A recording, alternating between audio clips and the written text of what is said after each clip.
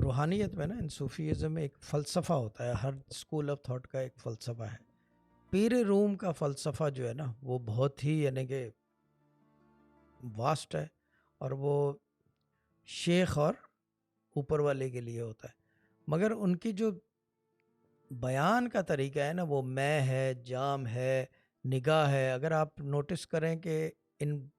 In all of the school of thoughts of Sufism, یا یہ ایک چیز جو ہے سب سے زیادہ کامن ہے، وہ ہے نگاہ۔ علامہ اقبال کا لے لو، کیا کہتے ہیں، نگاہ مرد مومن، اگر وہ نظر کر دیں، بہت سارے لوگ ہر جگہ کا آپ کیا کہتے ہیں اسے، سلاسل عالیہ کسی بھی چلے جاؤ، نگاہ اور مرد مومن، اس طرح کی چیزیں، یعنی کہ آئیز سے ریلیٹڈ۔ لیکن جو پیر روح کا، کل میں کیا کہتے ہیں اسے کہیں ٹک ٹاک پہ دیکھ رہا تھا، تو اس کے اندر کسی نے ایک بات کہی تھی،